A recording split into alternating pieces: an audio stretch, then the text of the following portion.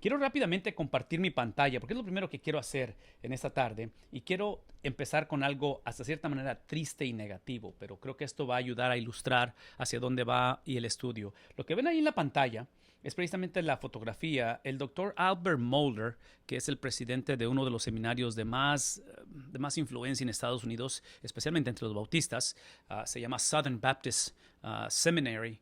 Acá en Estados Unidos, el doctor Albert Mohler, él tiene un programa diario que él hace en cuestión de podcast, es un programa como de radio que él hace, y en él hoy en la mañana presentó el caso, y precisamente ahí está la foto, de lo que trágicamente está sucediendo hoy en día, y estoy hablando de este señor, y ustedes ven el nombre ahí, en inglés sería J.R.R.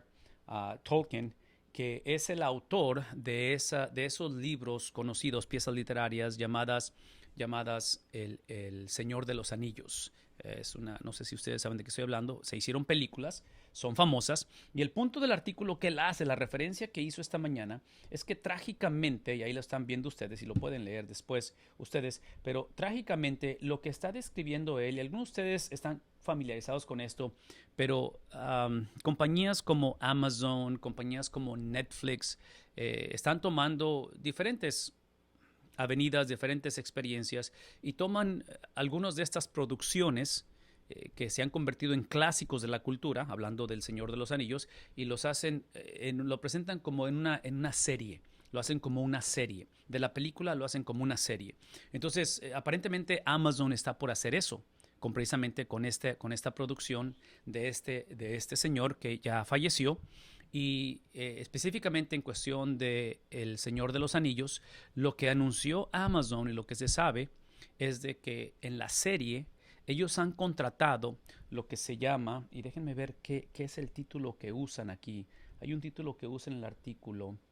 Um, ok, no recuerdo el título, pero están contratando a una persona que el trabajo de esa persona es precisamente incluirle a la serie que están haciendo de esta producción, incluirle violencia o más violencia de la que ya tiene la película y la cuestión de escenas pornográficas donde va a haber personas que salgan y muestren desnudez. Entonces, independientemente de la tragedia que es esta transición que ahora están recreando y haciendo de las películas o de los escritos de estos libros una serie a través de Amazon, independientemente de la tragedia, en este caso ética y moral, que va a ser presentada y que sabemos que va a ser un éxito, o sea, va a reinfluenciar la cultura, independientemente de lo trágico que tiene que ver con lo ético, el punto que quiero hacer aquí es precisamente esa, esa tragedia que tenemos hoy en día como cultura, y aquí uso esto para hablar de todos, no nada más de Amazon, pero de todos, de que somos una generación que trágicamente estamos recreando, rediseñando, reinventando cosas que sus autores originales no tenían en mente hacer. Inclusive lo que les acabo de mostrar ahí en la pantalla es precisamente el artículo que pone Albert Mohler, el doctor Albert Mohler, con respecto a la carta que el autor de estas series escribió a su hijo cuando su hijo estaba entrando a su etapa de pubertad, por lo que alcanzo a entender ahí.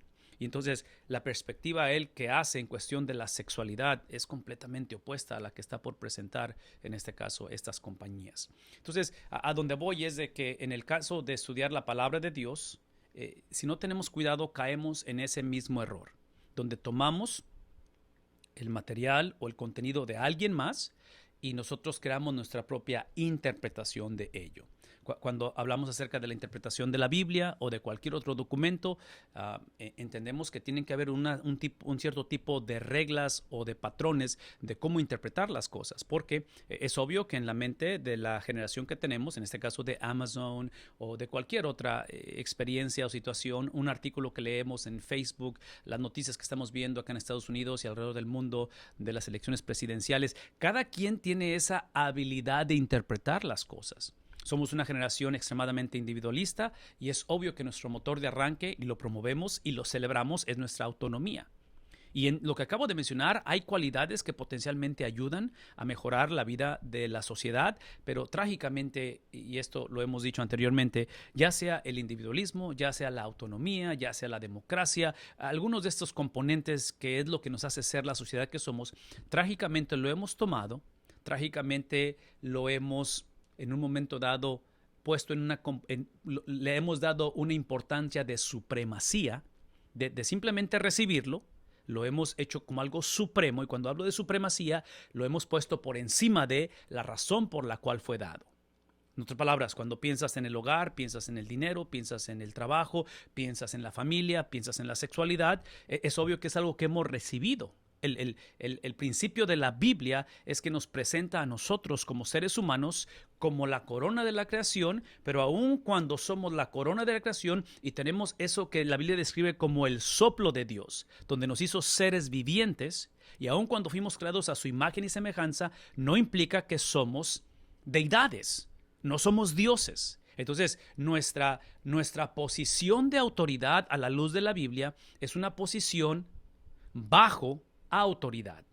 En otras palabras, antes de Génesis capítulo 3, el hombre gobernaba no tanto con autoridad, pero debajo de autoridad.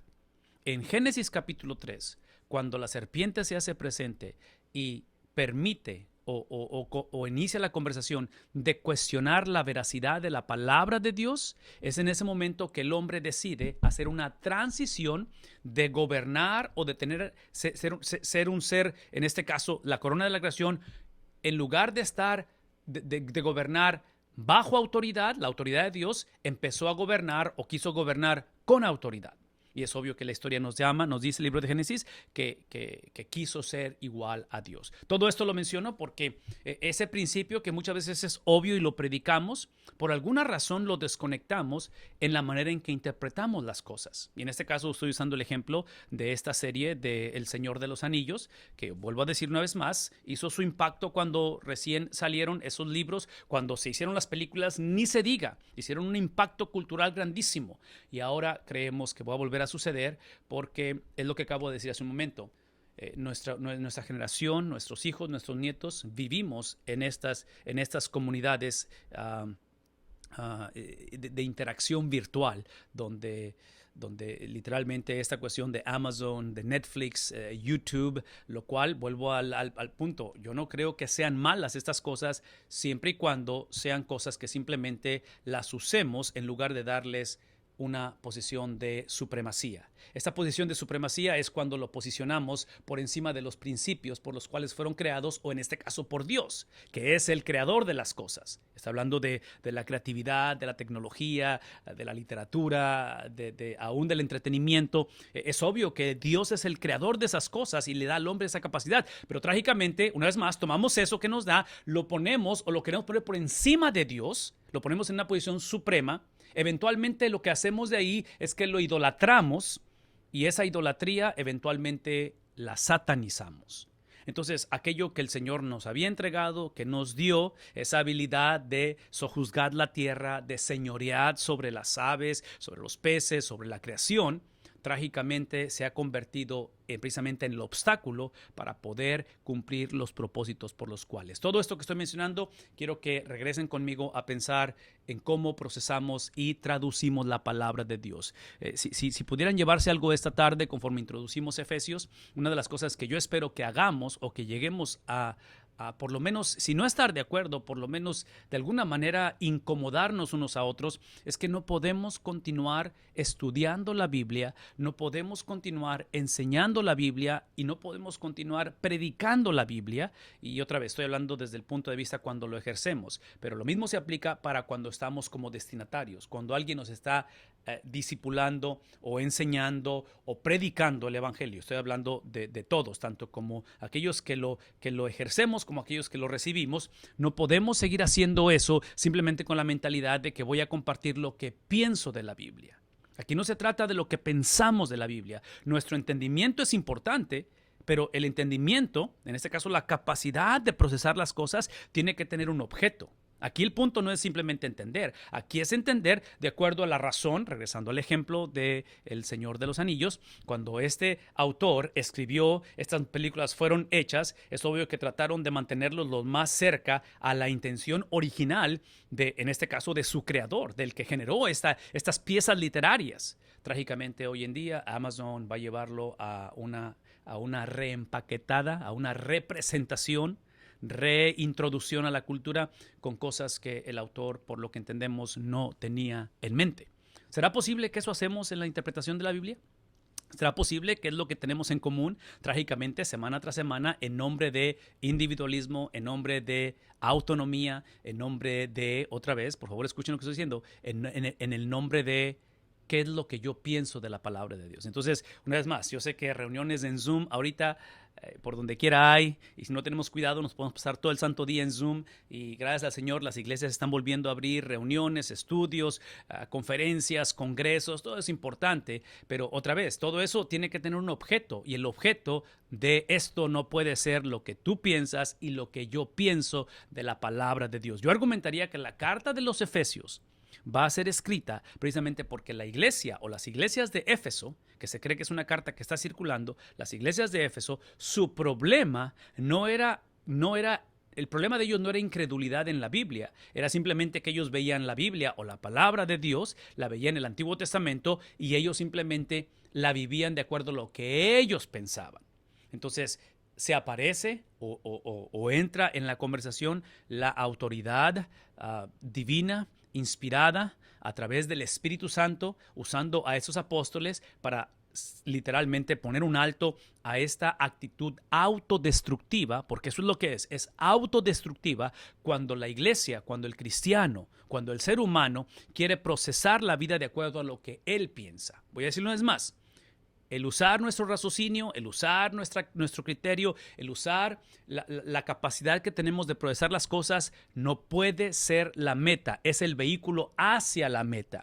La meta de todo lo que hacemos, dice el apóstol Pablo, de palabra o de hecho, tiene que ser la gloria de Dios. Entonces, cuando mi interpretación, mis sentimientos, mis pensamientos, mi hablar, mi actitud va en contra del objeto que es Dios, entonces, cuando mi ser, otra vez, pensamiento, sentimiento, actitud, lo que sea, causa luto al objeto que es Dios, la gloria de Dios, es obvio que el antídoto o la solución a ello no es simplemente una terapia, no es simplemente un discipulado o una clase. La solución es arrepentirse.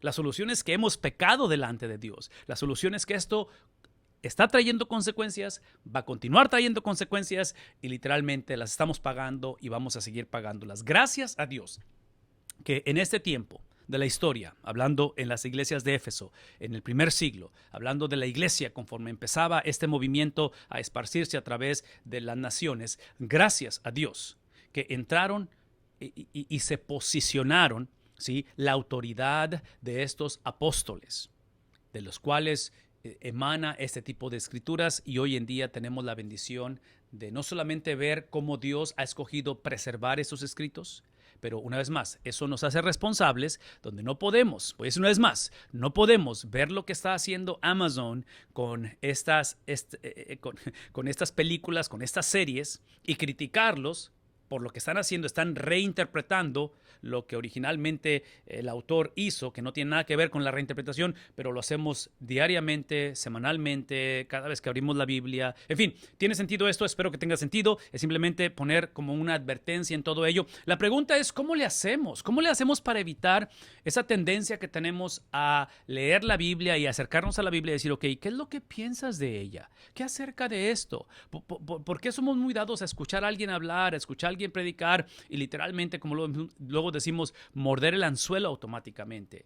¿De qué manera podemos unos a otros aprender en el amor de Cristo, teniendo el objeto y el propósito como lo no negociable, que es la gloria de Dios, el carácter de Dios, la esencia de Dios, ¿sí?, como la meta? Si podemos estar de acuerdo en eso, entonces de esa manera lo que nos hace a cada uno de nosotros diferentes, únicos, porque es obvio que somos diferentes, somos únicos cada uno de ellos, que eso se convierta el vehículo para la unidad en lugar de que sean las diferencias que nos dividen, porque ese va a ser unos problemas en la iglesia, en las iglesias de Éfeso, y hoy en día es un problema que tenemos grandemente. Algunas recomendaciones, están tomando notas, si quieren ahí considerar lo que están viendo en la pantalla o lo que se les ha mandado, son precisamente las 7 preguntas interpretativas que hemos hablado anteriormente, y a lo mejor es la primera vez y están conectados por primera vez con respecto a precisamente para evitar lo que está haciendo Amazon. En Estados Unidos, trágicamente, lo que estamos haciendo, que esa es otra conversación similar, pero la podemos tener otro día, es que somos una generación que trágicamente a nivel política, pero una vez más, no escuchen de mí que estoy viendo la paja en el ojo del hermano sin considerar la viga, ¿verdad? Ya acabo de pasar 10 minutos hablando del problema que tenemos hoy en día. Entonces, es lo que estamos tratando de evitar, por eso que voy a hablar acerca de esto, pero a nivel gobierno, hoy en día estamos reinterpretando documentos oficiales como constituciones, estamos legalizando cosas que los fundadores de nuestras naciones nunca pensaron, ni se imaginaron, ni tenían en mente, y el argumento es obvio que somos una generación progresiva, que necesitamos igualdad, pero voy a decirlo una vez más, lo que nos hace ser humanos, nuestra identidad, nuestras inclinaciones, nuestras aptitudes, nuestros deseos, por favor, escuchen lo que estoy diciendo. Si no podemos continuar poniéndolos en supremacía, no podemos continuar idolatrándolos porque es obvio que los estamos satanizando. Es la razón que estamos viendo. No funciona, nunca ha funcionado y no va a funcionar. Entonces, en cuestión de la interpretación de la Biblia, tenemos que entrar en esta cuestión de 7 preguntas interpretativas. La primera de ellas es entender que no iniciamos con nosotros, iniciamos con lo que el autor original dijo. Entonces, si piensan conmigo una vez más en la expresión de lo que está haciendo Amazon con El Señor de los Anillos hoy en día, es obvio que no están empezando con el autor, están empezando con lo que ellos piensan que deben de ser estas obras, estas películas, estas series. Entonces, no podemos seguir haciendo esto porque la autoridad creemos que el autor de la Biblia de Efesios es el Espíritu Santo.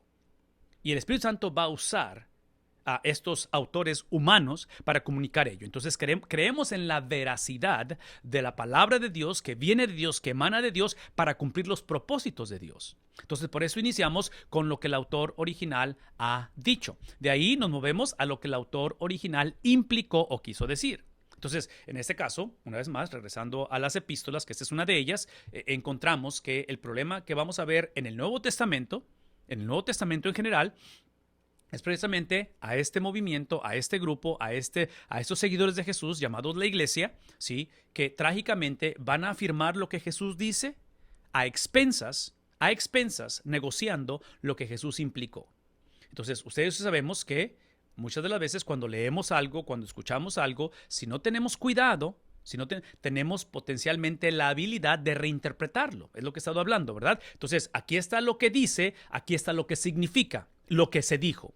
Bueno, eso no puede seguir siendo el patrón con el cual estaba viviendo la iglesia hace 2000 años y mucho menos nosotros hoy en día. Y menciono todo eso porque aparentemente estos escritos, y esta es uno de esos escritos, estas cartas, estas epístolas, fueron dadas para cerrar el abismo que estaba creciendo entre, en este caso vamos a usar los evangelios, Mateo, Marcos, Lucas y Juan, como las palabras, lo que Jesús, no es tanto los evangelios no es tanto la historia de Jesús, pero son las historias de Jesús. No es más, no es tanto la historia de Jesús porque los evangelios no nos presentan la vida de Jesús de una manera cronológica, sino que los evangelios, estos 4 evangelistas, que son los que se les atribuye como autores, ellos escogieron, bajo la dirección del Espíritu Santo, escogieron ciertas historias de la vida de Jesús con el propósito de poder comunicar la verdad central de la persona, del carácter, de las palabras, de la vida, no de ellos, no de la audiencia quien está escribiendo, pero ¿de quién? De Cristo, porque la Biblia es un libro que fue escrito acerca de la persona de Cristo. No fue un libro acerca de nosotros. Es para nosotros y nos alcanza a nosotros, pero no, por eso regreso a esto. No podemos seguir acercándonos a la Biblia, leer la Biblia, escuchar la Biblia ser predicada con la idea preconcebida de ¿qué es lo que piensas de la Biblia? Lo que pensemos de la Biblia es completamente irrelevante si estamos violando estos pasos. Si no hemos considerado lo que piensa el autor de la Biblia, lo que implicó el autor de la Biblia, que en este caso lo corroboramos, número 3 o letra C, con lo que ese mismo autor dijo en otros pasajes del mismo libro o de otros libros, que en este caso es Pablo, es Efesios. Entonces se le atribuyen una serie de epístolas. Entonces, conforme empezamos a hablar de la doctrina, empezamos a hablar de la enseñanza de Pablo, tenemos que considerar esos temas que él va a tocar en Efesios alrededor de otros pasajes del mismo libro y de otros libros. Eventualmente vamos a considerar a través de lo que en este caso sería el Nuevo Testamento y la Biblia en su totalidad. ¿Por qué? Porque las bases doctrinales que Pablo introduce en Efesios son bases doctrinales que no son de Pablo, ¿sí? Son de Dios a través de Pablo. Y entonces, si a él se le atribuyen 13 de las cartas, de los 27 libros, son 13 los que se le atribuyen a Pablo. Si a él se le atribuyen ese número de libros, cualquiera que sea la doctrina, lo que no podemos hacer, una vez más, usando el ejemplo de Amazon, es simplemente agarrar lo que nos conviene, meterle, añadirle, quitarle, editar lo que eventualmente nos ayuda para comunicar un mensaje, que el mensaje o la idea puede ser legítima. Yo argumentaría que puede ser inclusive bíblica, lo que queremos comunicar. Y muchas de las veces pensamos que yo, tratando de comunicar el evangelio, justifica que yo cambie, escoja. No podemos hacer eso. No podemos que, en este caso, por evangelizar o compartir o ayudar o restaurar o fortalecer, yo escoja y yo saque lo que me conviene para alcanzar eso. No podemos hacer eso porque la autoridad no está en la intención que yo tengo. No está en la necesidad que hay en nuestra generación. Ahí no está la autoridad. La autoridad está en lo que el Espíritu Santo dio, inspiró, reveló a estos autores en este tiempo, en circunstancias específicas, en momentos específicos, en condiciones en particulares. Si no sabemos eso, no podemos hablar con la autoridad de decir que esto es lo que el Señor dice. Escuchen lo que voy a decir. No estoy implicando que no podemos compartir lo que nosotros sentimos, pensamos o queremos. Y es obvio que tenemos la libertad de hacer eso todo el tiempo. Siempre y cuando a nuestro sentir, a nuestro pensar, a nuestra manera de procesar, ya sea que estamos en luto, estamos en una etapa difícil, estamos celebrando, estamos anticipando, cualquiera que sean las altas y bajas de la vida, podemos compartir y podemos expresar y podemos escribir y podemos compartir en los medios sociales, todo eso lo podemos hacer. Lo que no podemos hacer es simplemente compartir y decir esto es lo que dice el Señor, a menos que sea realmente lo que dice el Señor. Espero que eso esté claro, espero que no sea confuso, pero en este caso hablamos acerca de los destinatarios, a quién les escribió, a quién se lo escribió. Entonces regreso al artículo que puso el doctor Albert Mohler con respecto a cómo el autor de estas obras, de estas piezas, de esta serie de El Señor de los Anillos, él escribe una carta a su hijo. Y en esa carta comparte, su trasfondo es catolicismo. Dentro del catolicismo comparte una perspectiva bíblica de lo que es la sexualidad o lo que es en este caso la moralidad.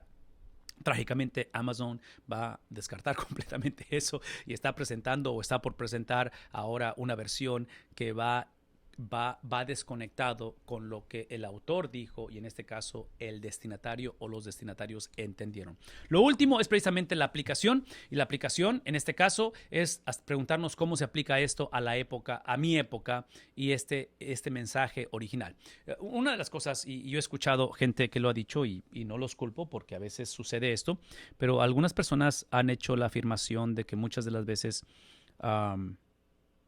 de alguna manera hay un desconecte entre lo que es doctrina y lo que es, otra vez, aplicación. En otras palabras, muchas veces la gente está en un culto, en un estudio, y escuchamos lo que se dice, lo cual creemos que es bíblico, simplemente no vemos o batallamos para encontrar la relevancia y decir, ok, ¿qué hago con lo que me han dicho? Porque yo sé que no me han echado mentiras, simplemente no sé qué hacer con ello. Entonces, aquí es donde obviamente encontramos distanciamiento o diferencias generacionales, culturales, encontramos diferencias en idiomas, ver la traducción de algo, muchas veces se pierde algunas de las cosas en traducciones. Entonces, la pregunta es, ¿cómo le hacemos para mantener la relevancia? Este es mi argumento, esta es mi recomendación, no tienen que estar de acuerdo, pero eso es lo que yo digo. Mi argumento es que cuando nos enfocamos en las primeras 5 preguntas, que nos va a ayudar a protegernos de la clásica mentalidad, ¿qué es lo que yo pienso de la Biblia?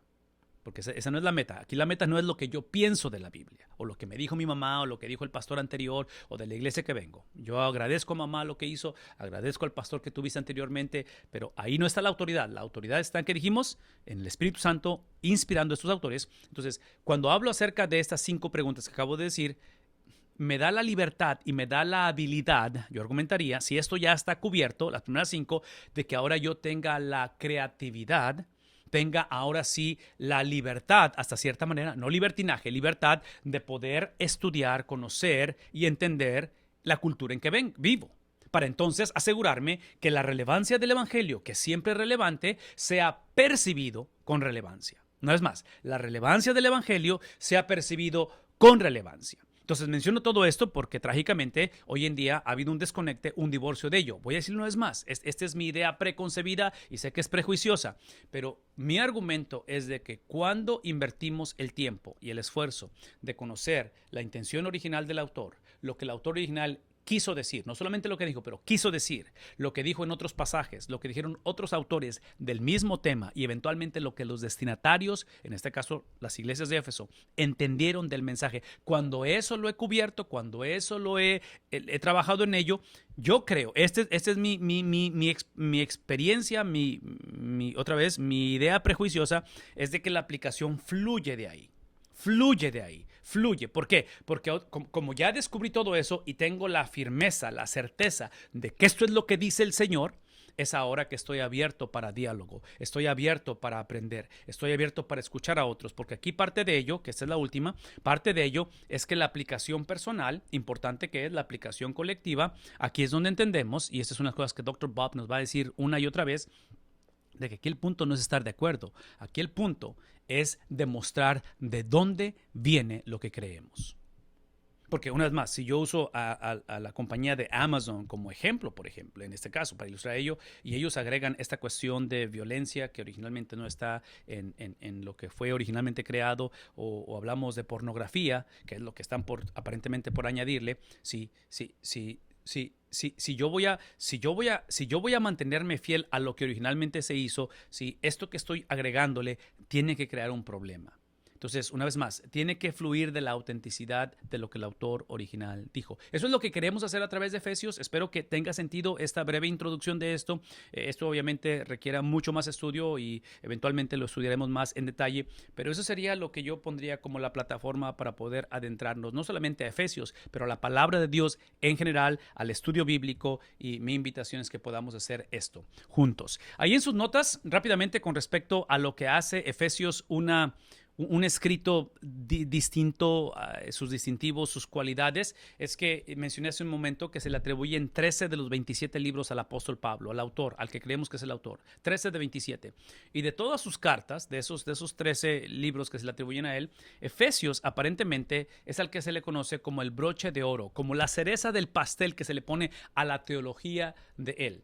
Y la manera en que quiero ilustrarlo, este libro de Efesios, y quiero que vean la importancia de él, es que literalmente es como un birrete. Un birrete es el símbolo, es lo que se pone a alguien cuando va a graduar. Entonces, es como su carta de graduación. Inclusive, ustedes esto lo vieron y lo han visto en el subtítulo de la clase, pero la clase se titula Efesios, el Evangelio sin, ¿qué cosa? Sin barreras, porque de las 13 cartas, 4 de las 13 se le atribuyen como cartas de prisión. Cartas de prisión. Y estamos hablando del encarcelamiento de Pablo. Creemos que es al final de su vida. Entonces está concluyendo ya su jornada, no solamente apostólica, no solamente pastoral, pero en este caso su jornada en la tierra. Entonces se le atribuyen estas cartas al final de su peregrinar. Y este subtítulo de decir que es el Evangelio sin barreras, porque otra vez son 4 de ellas y Efesios es una de ellas, son escritas en un tiempo en el que él está tras las rejas, bajo un gobierno, bajo un sistema que trágicamente está abusando de él, están tratando de detener el evangelio, y él escribe tanto en Filipenses como en Efesios. En estas cartas pastorales, él escribe y dice: yo estoy bajo las rejas, pero el evangelio no está tras las rejas. Yo estoy encarcelado, el evangelio no está encarcelado. Y es obvio que 2000 años después, vemos el resultado, ¿no es cierto? Así es que una vez más, sabemos que hay muchas limitaciones hoy en día, sabemos que hay cosas que no son las situaciones ideales en nuestra vida, pero desde la perspectiva teológica y doctrinal, Efesios juega ese papel como si fuera el birrete, como si fuera la cereza del pastel, como si fuera la conclusión de lo que está diciendo. Entonces, procesemos este tiempo que vamos a pasar juntos por 4 martes, Dios mediante, empezando hoy, tratando de llevar un resumen de la teología paulina, de todo lo que Pablo enseña en todo ello. Rápidamente ahí hablamos una vez más, y acaba de suceder esto porque el 31 de octubre se celebró el Día de la Reforma, ¿verdad? Los reformadores hace 500 años, inclusive hoy precisamente 10 de noviembre, hace 500 años es cuando precisamente a Martín Lutero se le dan aproximadamente 60 días, si no me equivoco, para que se retracte de las afirmaciones que ha hecho en contra de la iglesia, que en este caso no se va a retractar, y 500 años después, aquí estamos, ¿verdad? Entonces se le atribuye que a Romanos, el libro de Romanos, que es como el que instiga la reforma, precisamente es a Efesios a quien se le va a dar el crédito para la reconexión, para reunir, restablecer el cristianismo que aparentemente en este tiempo y a través de las edades ha estado dividido.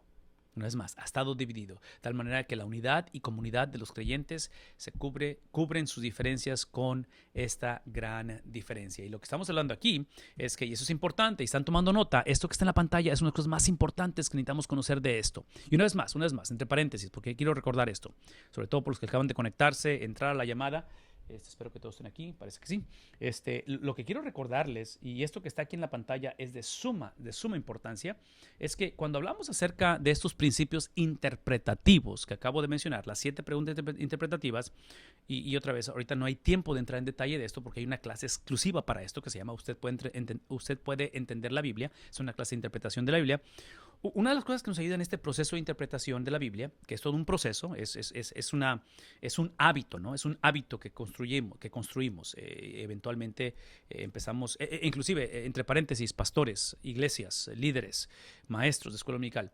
Una de las invitaciones que hacemos constantemente para practicar esos hábitos, en otras palabras, para que no quede nada más como principio, pero quede como algo que eventualmente se hace parte de la vida, y en esta ocasión de la vida de la interpretación de la Biblia o de cualquier otro libro, no nada más de la Biblia.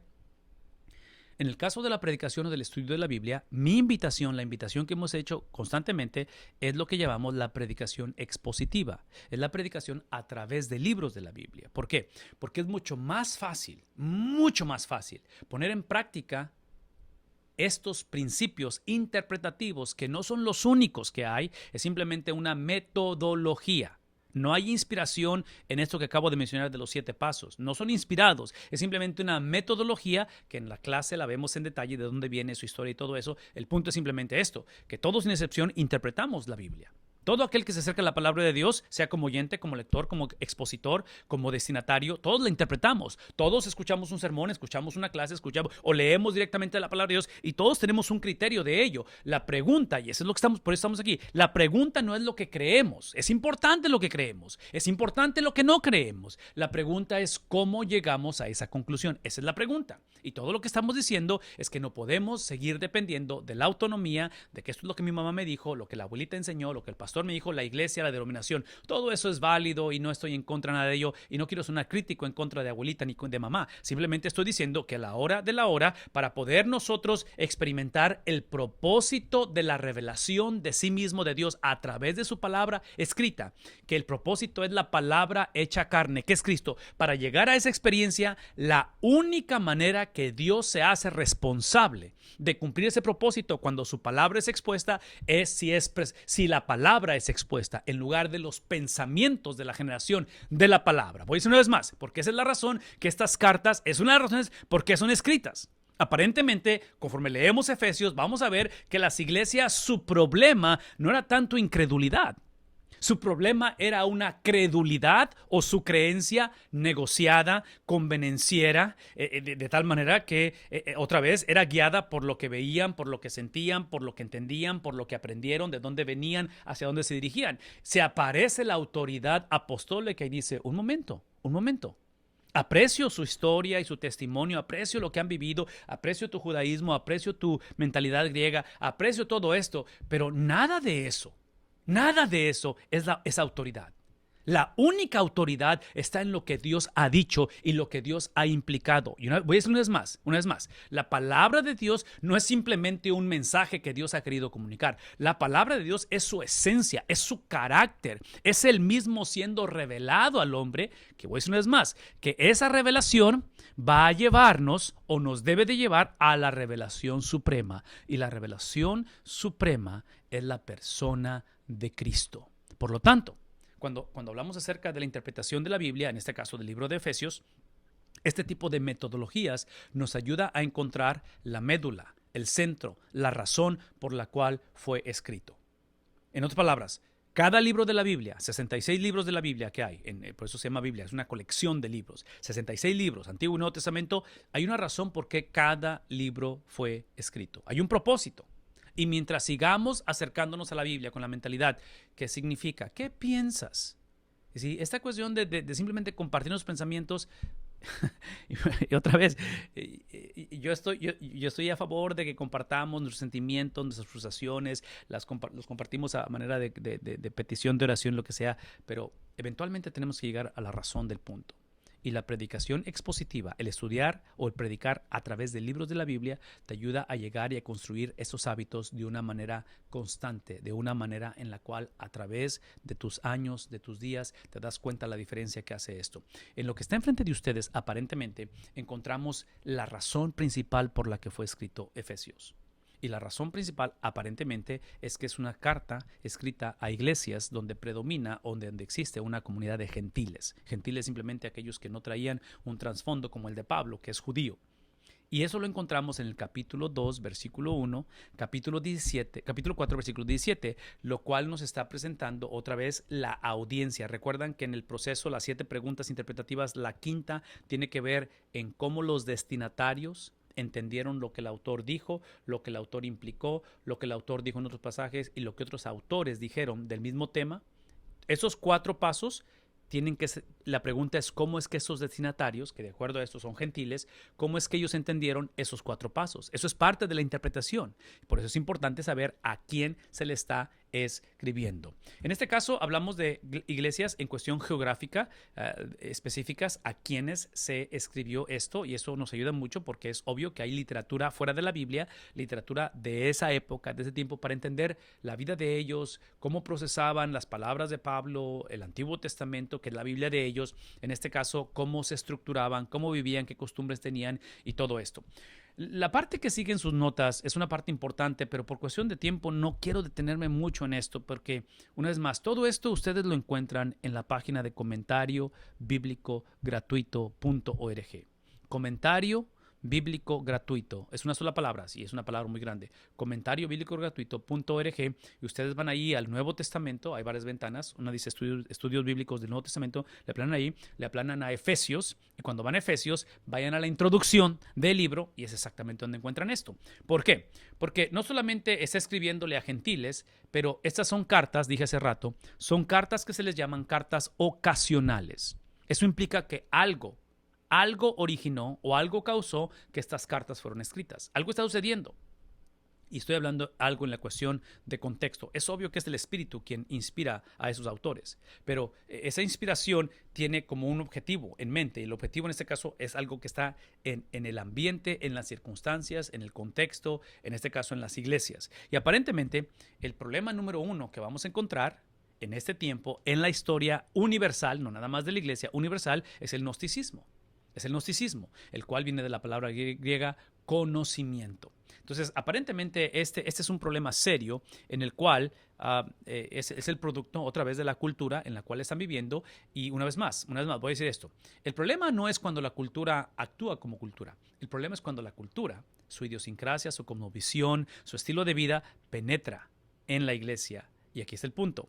Y es cuando el evangelio lo empezamos a mezclar con cualquier otro tipo de corrientes que no sea el evangelio. Entonces, evangelio más algo más ya no es evangelio. ¿Estamos de acuerdo en eso? Una vez más, evangelio más algo más, agregándole cualquiera que sea lo que le agreguemos, automáticamente deja de ser evangelio. Entonces, trágicamente, estas iglesias estaban viviendo, predicando, enseñando evangelio negociado, evangelio a medias, que no es evangelio, y este es un problema serio. Voy a decirlo una vez más. Quiero que apreciemos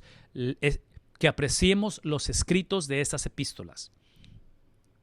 Si los apóstoles no intervienen y su autoridad apostólica no se hace presente, y cuando hablo de autoridad apostólica, yo sé que suena un poquito negativo porque no nos gusta que nos presenten un cuadro donde potencialmente sea violada nuestra autonomía o nuestra democracia y cosas por el estilo. Pero la situación es apremiante y requiere una intervención autoritativa, una intervención paternal, una intervención divina.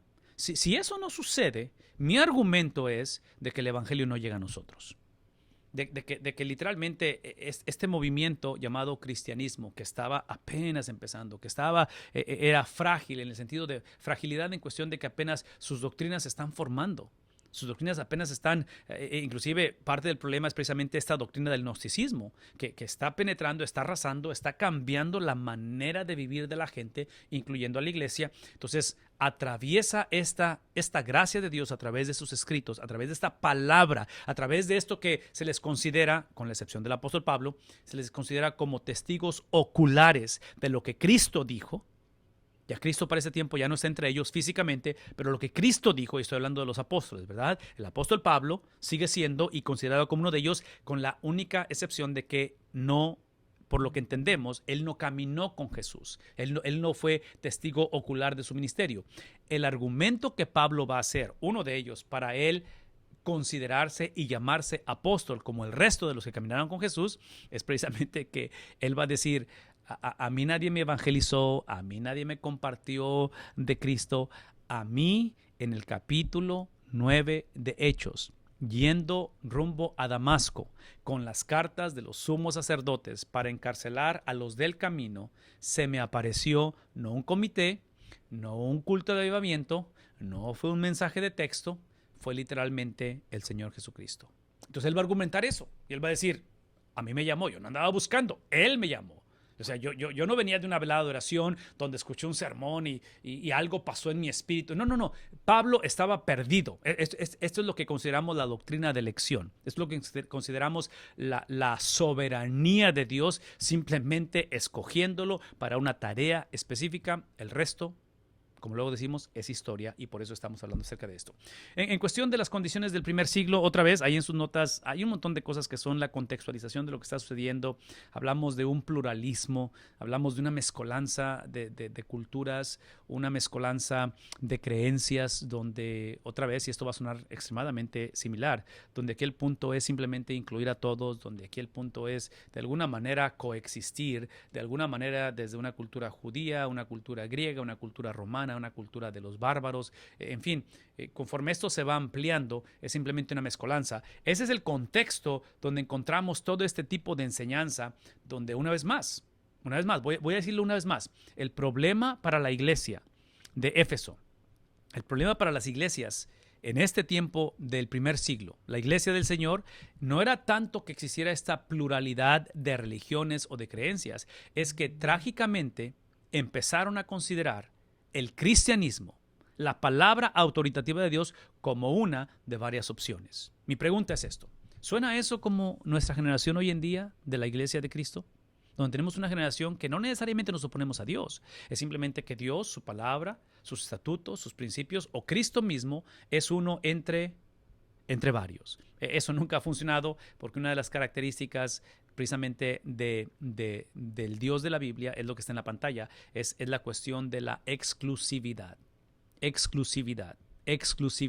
con respecto a esa relación con Dios. Entonces, una vez más, ahí es donde tenemos que considerar todo esto, que es parte de la conversación. Otra vez, estoy yéndome rápido porque cuestión de tiempo, quiero avanzar, quiero incluir una de las cosas que están a mitad de todo ello. Pero en fin, todo esto es el contexto en donde encontramos a este gnosticismo florecer, encontramos la importancia de de ver otra vez la urgencia de la palabra autoritativa, no solamente de Dios, pero a través de estos escritores, a través de estos apóstoles, a través de estos hombres inspirados por el Espíritu de Dios para llevar a cabo esta tarea. Encontramos aquí otra vez la cuestión de las herejías que vamos a ver aquí. Uno de los libros que más va a lidiar con esto es Primera de Juan, definitivamente lidiando con todo este gnosticismo, con todo este tipo de herejías que estaban haciendo estragos. ¿Qué es lo que estaban predicando? Había una negación de la encarnación de Cristo. ¿Por qué? Porque el gnosticismo enfatiza o sobreenfatiza la espiritualidad a expensas de la humanidad. Entonces, el gnosticismo siempre va a predicar que la cuestión espiritual esa es la meta, es separar lo material o lo terrenal es simplemente algo que es malo o que es temporal, y por eso es que él va a enfatizar o él va a ayudar a la iglesia a que en este caso no nieguen la encarnación de Cristo. Déjenme hacer un paréntesis aquí, porque esto es importante, creo que es importante lo que voy a decir. Especialmente, y otra vez, yo no sé si esto que estoy por decir va a conectar con alguien, potencialmente a ofender a alguien, pero bueno, lo voy a decir como quiera, no con el propósito de ofender, pero por la importancia de lo que está en la pantalla. Y es el hecho de que hoy en día tenemos una generación que hasta la fecha no entiende. Sé por qué, pero no entiendo el por qué. No sé si tiene sentido eso. Sé por qué, pero no entiendo el por qué. Pero tenemos una generación de cristianos, de iglesias, de predicadores, que literalmente hemos dicho, hemos confesado o creemos que el Antiguo Testamento ha perdido relevancia. Que hoy en día somos la generación de la gracia, no de la ley, y que tenemos que predicar la gracia, Jesucristo y es Nuevo Testamento. Muchos predicamos muy poco del Antiguo Testamento. Entonces, aquí está el punto, y esa es la razón que quiero mencionar esto, por favor, porque necesitamos escuchar esto. Cuando alguien habla de esa manera, de que el Antiguo no, el Nuevo sí, todo ese tipo de cosas, la palabra es antinomianismo, esa es la palabra. Es una palabra que implica, otra vez, el pensar, es el concepto, hasta cierta manera, de libertinaje. Es el concepto de que soy salvo y soy intocable, así es que como quiera voy al cielo, no importa cómo viva, no importa qué haga, porque como quiera la salvación no se pierde. Sí, otra vez, a donde voy es esto, porque observen que aquí dice una negación de la encarnación de Jesús. Si Cristo no es 100% hombre, vean lo que voy a decir. Si Cristo no es 100% hombre, hay un problema muy serio si Cristo no es 100% hombre. Uno de los problemas es la obra expiatoria o de substitución que eventualmente Cristo va a operar por nosotros. Y cuando hablo de substitución, es lo que sucede ese viernes, ¿verdad? La noche que Cristo va a ser traicionado y va a ser eventualmente enjuiciado, torturado y puesto en un madero, eventualmente va a fallecer. Pero el punto es este. Esa experiencia de substitución, ¿sí?, es el producto de entender de la violación o de la fragmentación o de la separación, la ruptura que hubo desde Génesis. Entonces, a donde voy es esto. Cuando hablamos de negar de la encarnación de la humanidad de Cristo, automáticamente no puede Cristo sustituirnos. No podría hacerlo Él. Número uno. Número dos, que eso es probablemente igual de importante, pero es parte de. Entonces, una es que Él no podría ser nuestro sustituto, Él no podría absorber nuestro pecado, Él no podría tener esa afinidad con nosotros en cuestión de humanidad, en la cual, en el caso de Cristo, sabemos históricamente, creemos teológicamente que Él, aunque hubiera querido pecar, Él no hubiera podido pecar por su naturaleza divina. Es obvio que en la persona de Cristo encontramos las dos naturalezas, ¿verdad? Es algo que lo hace único a Él, lo cual es un misterio. No puedo expandir la explicación porque eventualmente voy a caer en herejía. Y no voy a hacer eso. Todo lo que estoy diciendo es esto. Es de que esto que está aquí es un problema serio que se creía hace 2000 años, llamado gnosticismo. Por los primeros 300 años de la vida de la iglesia lo combatió. Y fueron peleas a muerte para combatir estas doctrinas. Pero escuchen lo que esto puede decir. Por un lado, la cuestión expiatoria. La otra cosa que sería un problema si Cristo no fue 100% hombre es que su obediencia a la ley, a la palabra de Dios, hubiera sido parcial o falsificada o no auténtica. Y menciono todo esto porque la obediencia de Cristo Su obediencia como hijo de Dios, como 100% hombre, por 33 años, esa obediencia a la palabra de Dios, que es lo que trágicamente el primer Adán no hizo, no obedeció, desobedeció, esa obediencia es lo que lo califica a él, no solamente para tomar nuestro lugar ese viernes, pero lo califica, lo aprueba para salir de la tumba el domingo. Voy a decir una vez más, la razón que Cristo sale de la tumba no es solamente por su humanidad, pero es una humanidad bajo la autoridad suprema del Padre. Entonces, esa autoridad que él ejerce como humano, esa autoridad que él ejerce como el Hijo de Dios, es una autoridad debajo de la supremacía del Padre. Filipenses capítulo 2 habla acerca de esto, de cómo él se desprende, de cómo él se despoja, de cómo él se humilla. Él es el siervo, siervo sufriente. Él es el varón, varón de dolores, ¿verdad? Él es aquel que literalmente va a ser herido por la serpiente el viernes, pero el domingo va a aplastar la cabeza de la serpiente. Vean lo que estoy diciendo. Si Cristo no hace eso, que acabo de decir, y no es 100% humano, y no obedece al Padre por 33 años, tú y yo no tenemos esperanza. Tú y yo estamos condenados, porque Pablo dice en Corintios que si Cristo no resucitó, ¿qué dice? Vana es nuestra, ¿qué cosa? Es nuestra fe. Entonces, aún estamos muertos en pecados, pero una vez más, voy a decir una vez más. Importante que es la resurrección de Jesús, trascendental y es el epicentro de todo ello. Por favor, escuchen. Este es un mensaje que necesitamos afirmar, predicar y entender. Que la resurrección, que es el epicentro de la fe cristiana, hablando de Pablo, hablando en el capítulo 15 de Corintios, hablando acerca de eso, tenemos que entender de dónde proviene la resurrección. Y todo lo que estoy tratando de presentar o de retomar, y la urgencia de Pablo en Efesios de hablar en contra de esta doctrina que niega la humanidad de Jesús en su totalidad, es el hecho de que la resurrección de Jesús es el producto de su encarnación y obediencia perfecta a la palabra de Dios. ¿Por qué? Porque esa obediencia es lo que lo califica para resucitar. Y aquí está el punto. Cuando Él sale de la tumba, esa perfección de 33 años, Él la va a transferir a nosotros. Él la va a acreditar a nosotros de la misma manera que en Génesis Abraham le creyó a Dios y le fue contado por justicia. Es exactamente esto que estoy explicando, esto que acabo de decir, basado en su obediencia de 33 años, su perfecta humanidad, basado en la cuestión de su resurrección de entre los muertos, conectado, es lo que los reformadores hace 500 años encararon y se dieron cuenta que literalmente Dios demanda justicia, pero esa justicia es una justicia foránea, no es la justicia propia.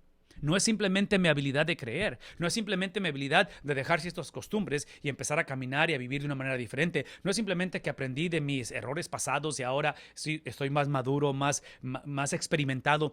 Todo eso es importante y qué bueno que hemos crecido y madurado y ojalá seamos una generación un poquito más sabia, pero nada de eso nos califica para ser aceptados en el amado.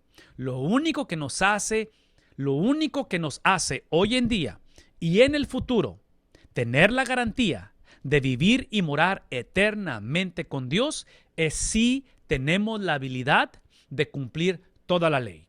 Ahora, las malas noticias es que nadie tiene la habilidad de cumplir toda la ley.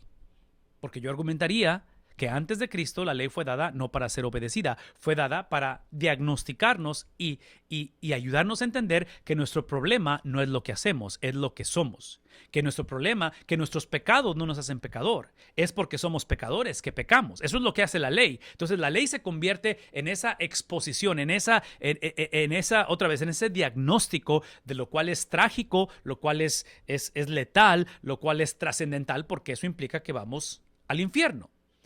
En Cristo, en su humanidad, en su capacidad de obedecer, en su obediencia perfecta, es que eso es literalmente traído en reversa. Y es en reversa porque, una vez más, es la obra de sustitución de Cristo, donde Él toma mi lugar ese viernes. Entonces, toda mi rebeldía, todo mi diagnóstico, todo mi pecado, toda mi vergüenza, todo lo que hice y he hecho y llegar a hacer, se lo depositó a Él. Pablo dice que el que no conoció pecado, por nosotros hizo pecado. Pero entonces, ahora, esta obediencia que acabo de mencionar, de 33 años, que va en contra de esto, esta obediencia es lo que le califica a él, no solamente para resucitar de entre los muertos, pero ven esto, le da la capacidad de transferírmela a mí. Entonces, eso implica que ahorita, en este momento, si somos hijos de Dios, caminamos, nos movemos, oramos, predicamos, vivimos, amamos, perdonamos, simplemente experimentamos, ven tantito, experimentamos la vida como si hubiésemos obedecido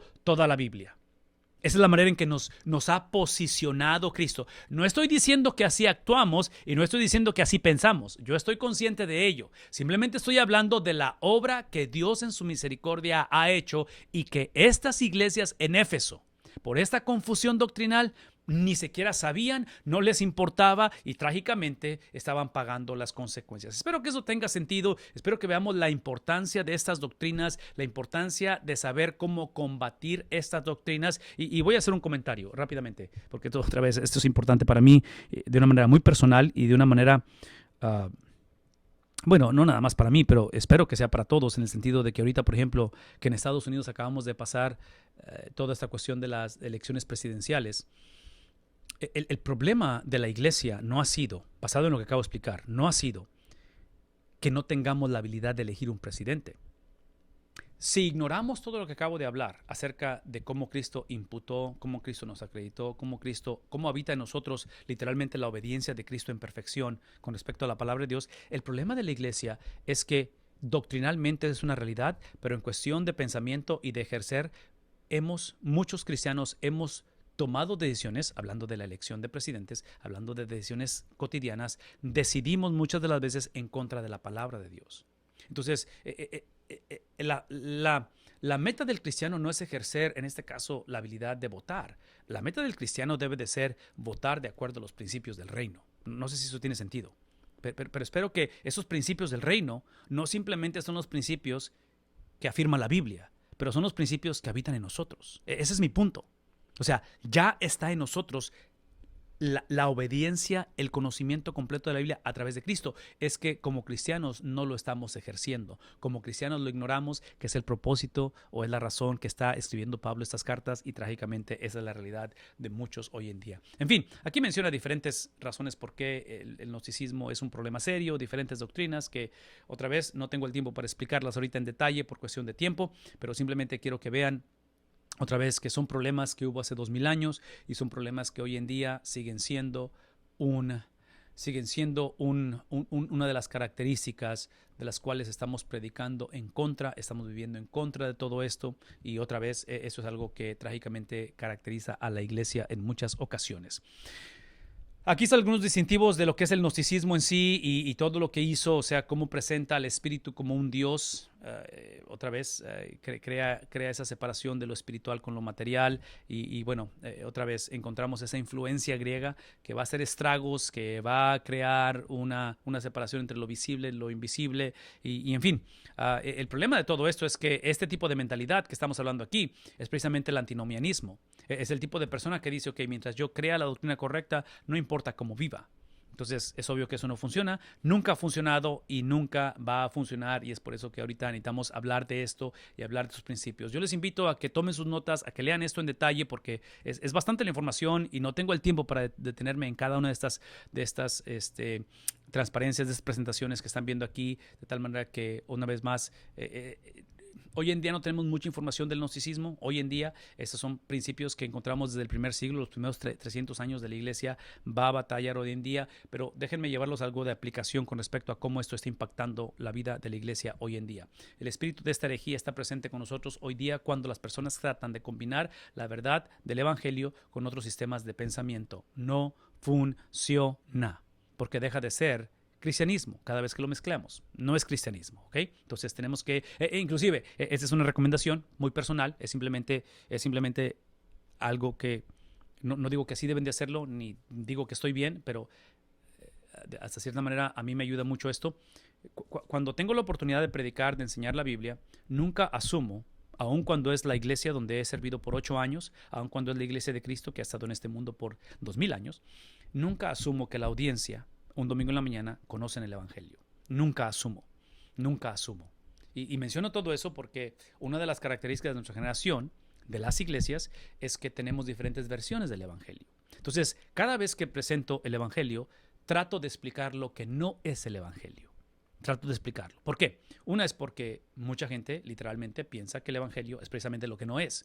Y mucha gente no sabe que han abrazado versiones torcidas, versiones negociadas de lo que consideran el Evangelio, que no es el Evangelio. Entonces, menciono todo esto porque lo que está enfrente de ustedes es precisamente esa mezcolanza que hoy en día trágicamente es muy común.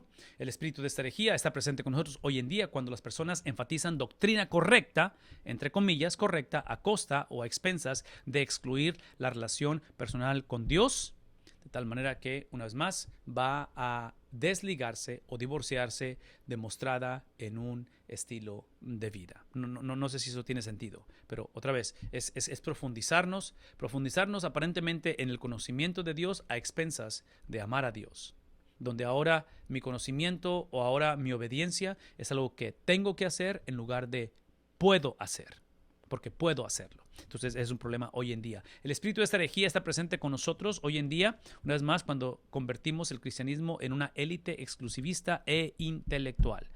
Una de las cosas que aprendemos de Dr. Bob, él enfatiza mucho que la Biblia no está escrita para doctores en teología, para gente que domina el griego o el hebreo o los idiomas originales. Dios es un Dios que nunca esconde su verdad, que Él la pone literalmente, si piensan en un librero y hay diferentes entrepaños donde ponemos los libros, él ha puesto la verdad en la Biblia en el entrepaño más bajito. No la ha puesto allá arriba donde tienes que agarrar una escalera y pedir ayuda para alcanzarla. No, la ha puesto. Ahora, una vez más, es un libro que incluye autores humanos en un contexto muy diferente al de nosotros de miles de años atrás. Entonces requiere cierto tipo de estudio, por eso estamos teniendo esta conversación. Pero a donde voy es esto, es que el Evangelio es claro y lo que no es el Evangelio también es claro. Pero una vez más, voy a enfatizar esto una vez más. El Evangelio no es lo que yo pienso, el Evangelio no es mi experiencia o mi testimonio, lo que me sucedió. Yo creo que lo que te sucedió a ti y tu experiencia es válida. Y es bíblica. Es simplemente que la autoridad no está en tu experiencia. La autoridad está en la experiencia de Cristo, en lo que le pasó a Cristo, en la obediencia de Cristo, en lo que Cristo dijo, en lo que Cristo no hizo, en lo que Cristo rechazó, en lo que Cristo aceptó. Entonces, mi vida, mi creer, mi sentir, mi hablar tiene que estar basado precisamente en eso. El espíritu de esta herejía está presente con nosotros hoy en día cuando las personas religiosas se vuelven ascetistas o antinomianistas, que es lo que estaba diciendo hace rato, como su manera de encontrar el favor de Dios en ellos. En otras palabras, es el extremo de, otra vez, de una vida gobernada simplemente por el que tengo que obedecer, o una vida en la cual dices no tengo que obedecer, pero como quiera soy hijo de Dios. Esos extremos simplemente no van a encajar. El propósito de esto, hablando del libro de Efesios para combatir el gnosticismo, están tomando nota, eso es importante. El propósito de esto tiene que ver precisamente con el capítulo 1, versículo 10, capítulo 4, versículos 1 al versículo 10, los cuales van a enfatizar la unidad de todas las cosas en Cristo. Vean esto, la unidad de todas las cosas en Cristo. Cristo restaura la imagen de Dios en la humanidad y en el mundo o en el cosmos. Ok. Un paréntesis, ¿alguien, algún comentario? Abran sus micrófonos, quiero escucharlos y den una pregunta o comentario antes de arrancarme con lo que sigue. Háblenme, por favor.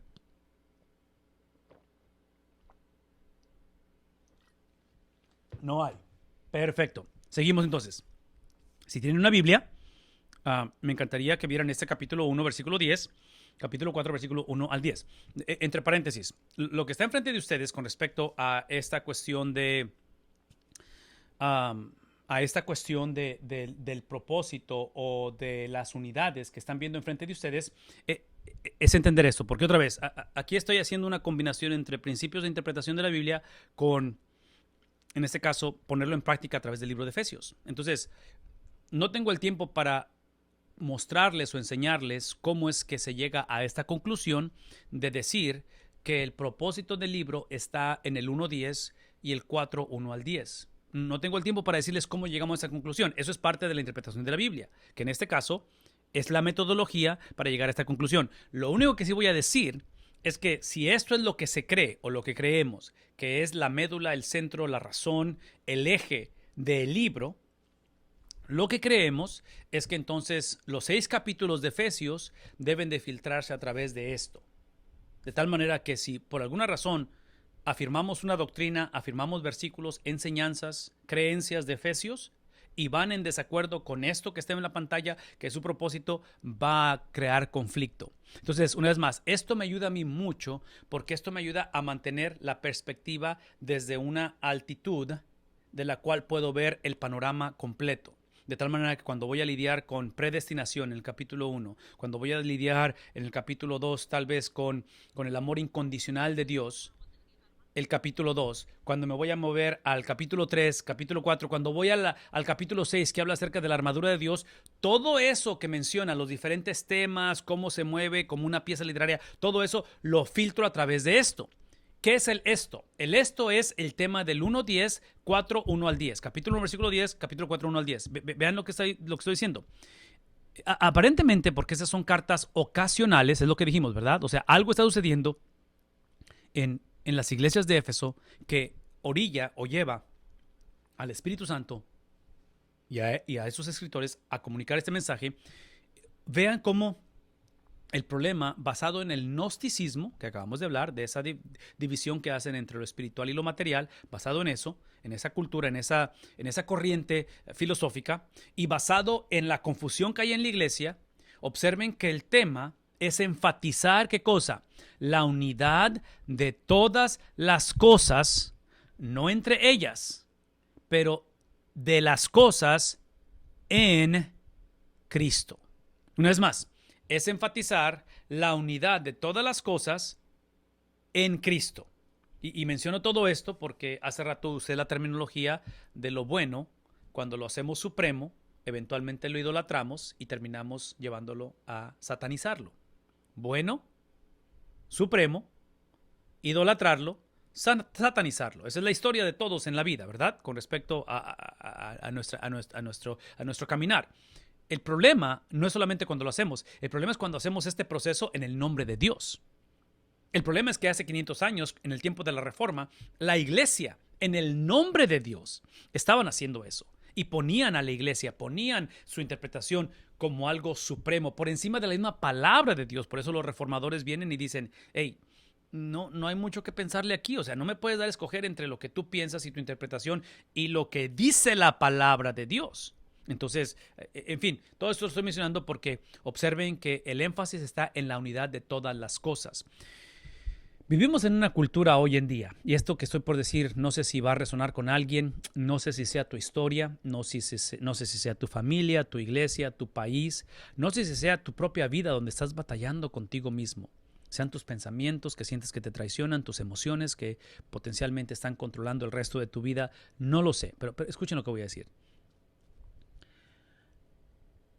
Regresando a lo que hablé con respecto a la doctrina de la humanidad de Cristo. Porque otra vez, esa supremacía de Cristo en su nacimiento virginal, en su humanidad, 100% hombre, en su entrega, en su resurrección, todo lo que Cristo es en su supremacía. Cuando eso es negociado, por favor escuchen esto, cuando Cristo es negociado, cuando la supremacía de Cristo es negociada, vamos a leer afirmaciones como las que están en la pantalla y vamos a poner un punto, gramaticalmente hablando, donde no le conviene, donde no corresponde. Y menciono esto, las cuales enfatizan la unidad de todas las cosas. ¿Qué estoy diciendo? Que es obvio que vivimos en una cultura fragmentada. Vivimos en una cultura donde la situación está difícil para coexistir. Iglesia, familia, matrimonio, hijos, todo, ¿verdad? Entonces, cuando quitamos la supremacía a Cristo y lo hacemos nada más un espíritu, un Dios, un maestro, un rabino, simplemente alguien, uno entre muchos, lo que hacemos o lo que terminamos haciendo es viendo el cristianismo simplemente como la llave, como la fórmula para encontrar unidad entre nosotros.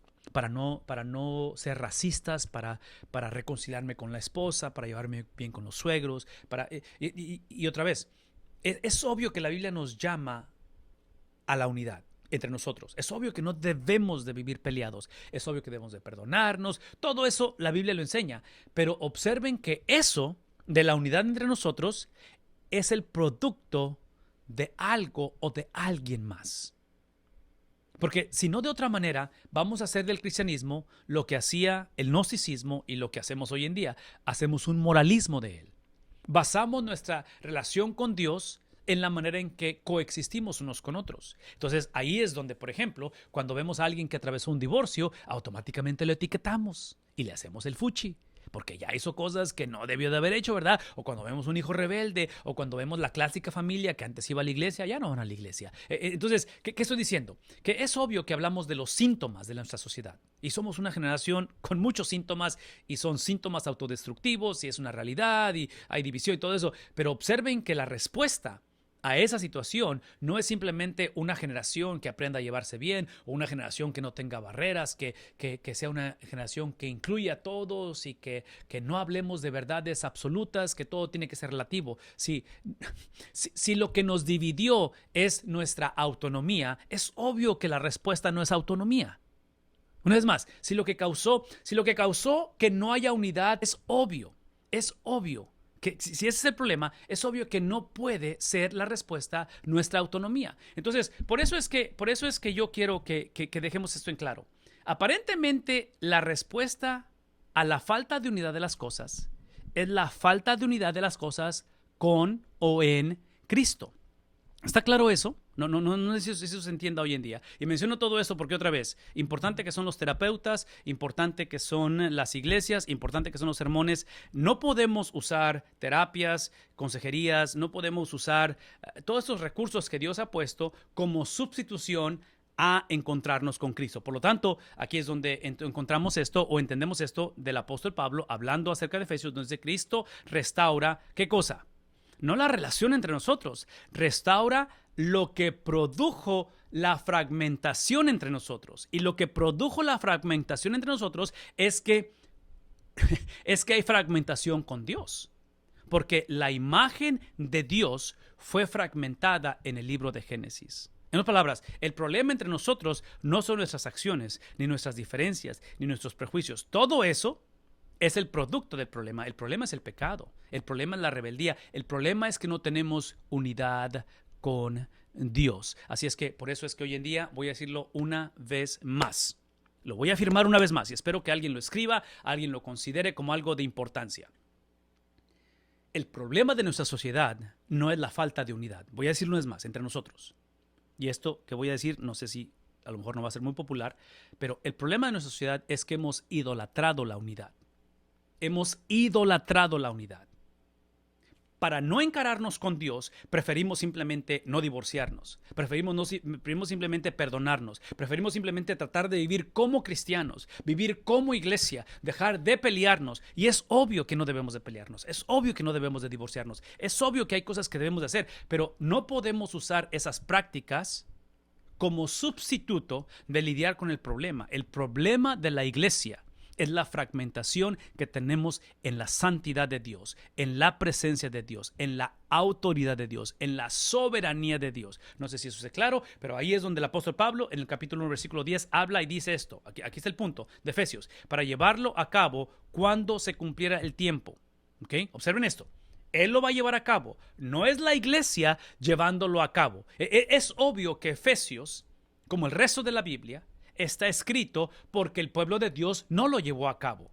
No lo hizo. No hizo lo que debió de haber hecho. En otras palabras, esta cuestión de Adán recibir de Dios a la ayuda idónea, Adán y Eva, de llevar a cabo esta tarea de sojuzgar, de literalmente tener señorío sobre la tierra, sobre la creación, es obvio que eso no funcionó porque eventualmente van a fragmentar su relación, no entre ellos, pero es con Dios, ¿verdad? El problema es Dios. El problema es con Dios. Entonces, Adán y Eva fragmentan su relación con Dios. Esa fragmentación crea una fragmentación o una división entre ellos y con la creación que supuestamente ellos iban a gobernar o tener control sobre ella. Entonces, piensen por un momento lo que está diciendo, porque dice aquí, para llevarlo a cabo cuando se cumpliera el tiempo. Entonces, no está diciendo que el hombre reconciliándose consigo mismo, el hombre teniendo paz consigo mismo. La clásica es que la gente dice, con que yo me sienta en paz conmigo mismo, con que, sí, otra vez, esas son filosofías completamente en contra del evangelio. Porque aquí el punto no es encontrar paz conmigo mismo.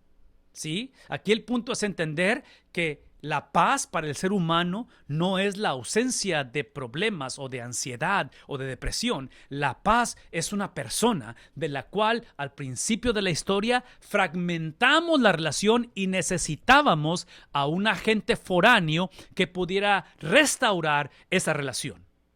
Y es por eso que hablé acerca de la supremacía de Cristo, su humanidad, su obra de expiatoria, su resurrección. Todo eso es el producto de restauración. Entonces, lo que encontramos en Efesios capítulo 1, versículo 10 es el Dios que Él va a llevarlo, Él va a actuar, no porque la iglesia lo estuviera pidiendo, no porque el pueblo estuviera clamando. El pueblo, su pueblo, siempre ha vivido, o hemos vivido en esta actitud de autosuficiencia, de creer que con que yo mantenga mis prácticas religiosas, yo mantenga mi cristianismo, ¿sí? No, observen, es el Dios que actúa, el cual, observen esto es lo que Él iba a llevar a cabo, que es el reunir en Él, todas las cosas. ¿Quién es Él? Es Cristo. En reunir en Cristo todas las cosas. Y cuando pienso en reunir en Cristo todas las cosas, en mi mente voy a Colosenses, porque en Colosenses el mismo apóstol Pablo habla acerca de la supremacía de Cristo por sobre todas las cosas. Cómo es que la creación es creada por Cristo, la creación es sostenida por Cristo, la creación literalmente fue formada para Cristo. Entonces, aparentemente esto de llevarlo a cabo en este tiempo, esta experiencia de reunir en Él todas las cosas, vean lo que voy a decir, todo esto aparentemente es el restaurar o es el reconectar la creación, no simplemente entre ellos o entre nosotros, pero es reconectarnos a la posición de autoridad cósmica o suprema de Cristo. Porque una vez más, el problema de nosotros no es la fragmentación que tenemos entre nosotros. El problema de nosotros es que esta fragmentación es el producto de estar desconectados de la supremacía de Cristo. Entonces, Pablo está diciendo, esto es el reunir todas las cosas a Cristo, tanto las que están en el cielo como las que están en la tierra. Esta unidad de la que está hablando, ¿sí? Es la unidad de Dios. En otras palabras, quien restaura a Cristo y lo posiciona como el Dios de todas las cosas, como el Señor, otra vez Filipenses capítulo 2, como el Señor de todas las cosas, es el Padre.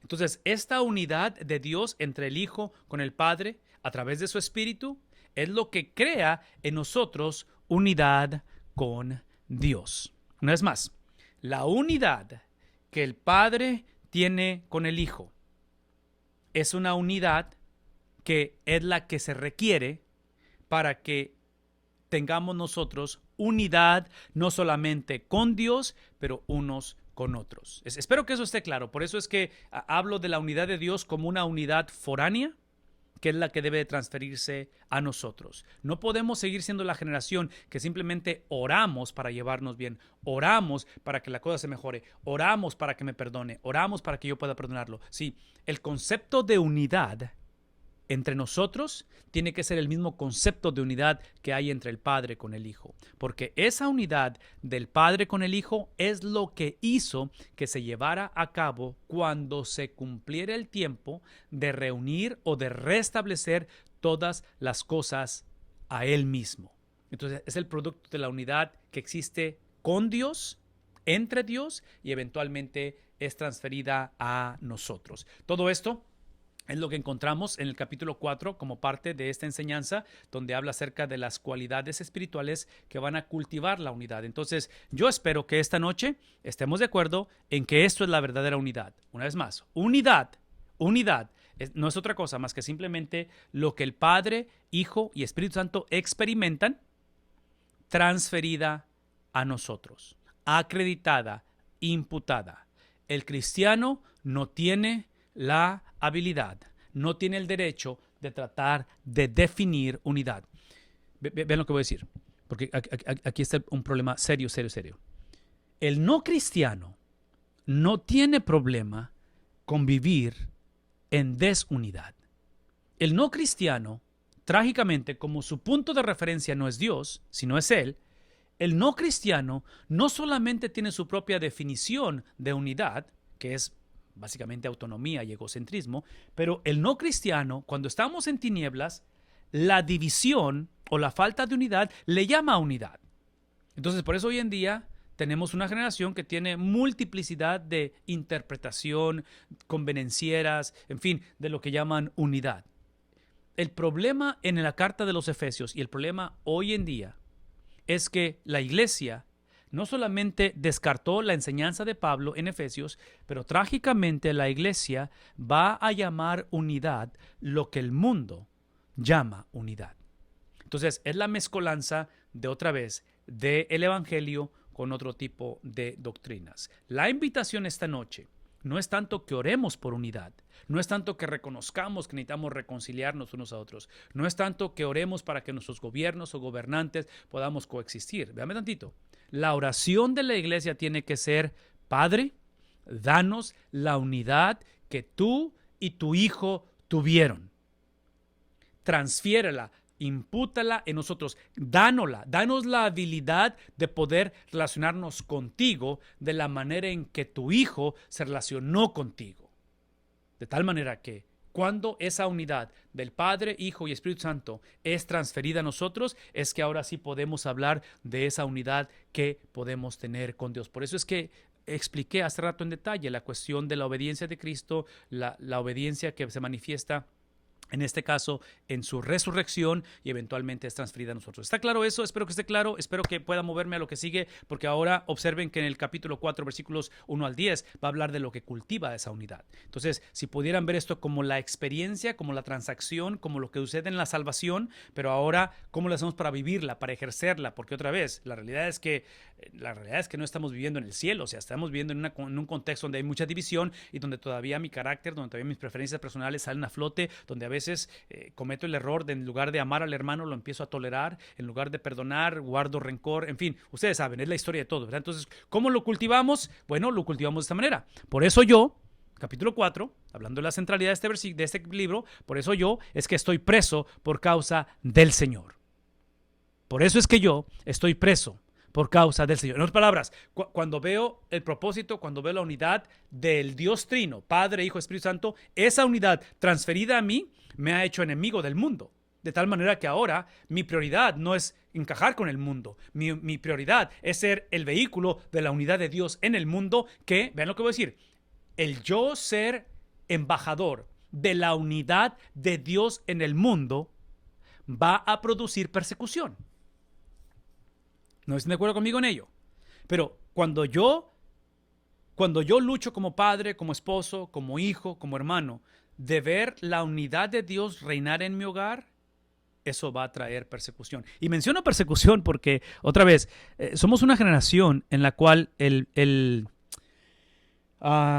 evangelio de la prosperidad te va a decir: si tú eres el vehículo de unidad de Dios, vas a producir un avivamiento, vas a producir que la gente se entregue a Cristo, todo eso. Y es obvio que sucede, pero no es la norma que vemos en la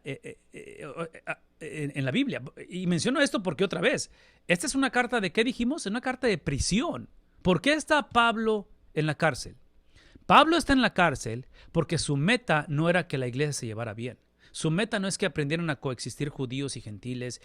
Sí, la meta de Pablo era introducir la unidad del Padre con el Hijo y el Espíritu Santo, porque ahí es donde de ahí emana la salvación. Y esa unidad es una unidad foránea y es una unidad que trágicamente la iglesia de Cristo ha rechazado a través de las edades. No sé si esto es claro. Entonces, todo lo que estoy diciendo es que si esos principios de Efesios y esta carta, conforme la estudiamos, crea en nosotros la perspectiva bíblica de entender lo que es la unidad nos hace responsables porque la estamos viviendo y deseamos esa unidad, no solamente con Dios, pero la unidad de Dios, o sea, entre el Padre, Hijo y Espíritu Santo. Si eso es lo que anhelamos, eso va a crear dificultad, va a crear persecución en el mundo en que vivimos. Por lo tanto, dice aquí, les ruego que, basado en lo que acabo de decir, escribiendo desde la cárcel, vivan de una manera digna del llamado que han recibido. Pablo no está diciendo, vivan de una manera digna para que reciban un llamamiento. ¿Sí ve lo que está sucediendo aquí? Porque hablamos de una unidad que es imputada, es una unidad foránea de alguien más que es dada a nosotros. Entonces, el ser salvo es el estar unido al Padre a través de Cristo, ¿verdad? Eso es ser salvo. Salvo es que antes estaba dividido, estaba separado, era enemigo de Dios. En Cristo he sido reconciliado con el Padre. Entonces, esta unidad foránea ejercida en mí, imputada en mí, observen lo que hace, es el producto, por favor escuchen esto, es el producto de un llamamiento recibido. No es el producto, esta unidad con el Padre no es el producto de un llamamiento buscado u orado. Y esta es la confusión que hay hoy en día, porque hoy en día mucha gente piensa que la paz que tengo con Dios es por lo que he hecho, es por lo que dejé de hacer, es porque aprendí a esto y camino. Y otra vez, todo lo que hacemos o la manera que vivimos es importante, pero esa manera que vivimos no es la evidencia que soy cristiano. Vean lo que voy a decir. La manera en que vivo no es la evidencia que soy cristiano, es el producto de ser cristiano. Y vuelvo a mi ilustración de siempre. Yo hablo inglés como evidencia que vivo en Estados Unidos, yo hablo español como producto de ser mexicano. ¿Por qué? Porque el inglés es mi segundo idioma, el español es mi idioma natal, el español es lo natural que hay en mí, el inglés para mí es la evidencia después de aprenderlo, de seguirlo aprendiendo, de seguir batallando con él, pero hago el esfuerzo, ¿verdad? Entonces, mi estilo de vida debe de ser no el esfuerzo, debe de ser lo que fluye de la unidad que tengo con el Padre. Y menciono todo esto porque una vez más, parte de la división que va a haber en las iglesias de Éfeso que hay hoy en día es que muchos, si somos honestos, creemos que la salvación es lo que el llamamiento es lo que estamos buscando, estamos moviéndonos hacia allá. Sí, la salvación es lo que hemos recibido y lo recibimos, véame tantito, lo recibimos como el producto de la unidad entre el Padre, con el Hijo y el Espíritu Santo. Esa unidad trina del Dios Trino fue manifestada a través de las edades y llevada a una experiencia suprema ese domingo en la mañana. Porque lo voy a decir una vez más. La resurrección de Jesús, que Pablo dice en Corintios, que sin ella nuestra fe es en vano, es el producto de la unidad que el Hijo tiene con el Padre a través de 33 años de obediencia. Entonces, eso es lo que produce la salvación. En sus notas está la experiencia de la regeneración. Esa regeneración o ese llamamiento es literalmente el entender que nuestro espíritu es regenerado o unido con el Padre, porque es el Espíritu de Cristo uniendo nuestro espíritu, ¿verdad? ¿Recuerdan esa experiencia? El Espíritu de Cristo reuniendo nuestro espíritu, esa experiencia de sustitución, esa experiencia donde ha sido transferido, ha sido imputada la justicia de Cristo, donde regenera nuestro espíritu. No es un espíritu mejorado el que tenemos, no es un espíritu que aprendió de las luchas de la vida, no es un espíritu que simplemente pasó por un entrenamiento y ahora es mejor espíritu. Literalmente mi espíritu antes de la unidad del Padre era un espíritu poseído literalmente como miembro del cuerpo de los enemigos de Dios. Entonces ahora es un espíritu renovado, ¿sí? Regenerado, de tal manera que es mi espíritu. El apóstol Pablo dice en Romanos que literalmente renovemos ¿qué cosa? Nuestro entendimiento, renovéis vuestros pensamientos, vuestras mentes y, observen esto, y nuestras emociones tienen que ser regeneradas. La tragedia, vean lo que voy a decir, la tragedia del mundo en que vivimos entre cristianos, esta es la tragedia, no es tanto que no hemos sido regenerados, el problema es que estamos dejando que nuestras emociones gobiernen nuestro espíritu y gobiernen nuestro intelecto. No sé si eso está claro en lo que estoy diciendo. El problema del ser humano, que en el mundo ideal de la experiencia de salvación, es que el espíritu gobierne el intelecto, gobierne la manera en que pensamos, y nuestro pensamiento gobierne las emociones. Eso implica que, y otra vez, va a sonar un poquito crítico, eso implica que necesitamos dejar de pensar o de creer la mentira que si lo siento, debo de hacerlo. Si lo siento, debo. Esa es la cultura que vivimos hoy en día, ¿no es cierto? Es lo que nos mete en problemas. Nos mete en problemas cuando este orden de espíritu, intelecto y emociones lo invertimos. Ya cuando se invierte, estamos pidiendo a gritos meternos en problemas. Estamos pidiendo a gritos, que es lo que estaba pasando en las iglesias de Éfeso. Entonces, esta experiencia de regeneración es algo que inicia en el espíritu, continúa o penetra o transforma la mente. Yo argumentaría que esto es justificación, esto es el proceso, estas dos son el proceso en la cuestión de santificación. Gradualmente empezamos a ejercer la mente de Cristo y las emociones de Cristo y juntas obviamente producen las acciones de Cristo, ¿no? Es lo que estamos hablando aquí. Ok, de eso hablamos que la salvación es literalmente la bienvenida de una persona, el afirmar las verdades de esa persona y es el adoptar el estilo de vida de esa persona. ¿Sí captamos eso? Una vez más, la salvación, porque estamos hablando de este pasaje que está aquí con respecto al llamamiento que hemos recibido, es precisamente que es la bienvenida que le damos a una persona, la salvación, es bienvenido a una persona, es afirmar las verdades que dijo esa persona de sí mismo y es literalmente adoptar el estilo de vida de esa persona. Esto implica, cuando hablamos de la salvación, que la salvación tiene esta experiencia donde la doctrina, donde las afirmaciones de la palabra de Dios escritas y manifestadas por la palabra hecha carne que es Cristo, la doctrina, siempre produce una relación con otros.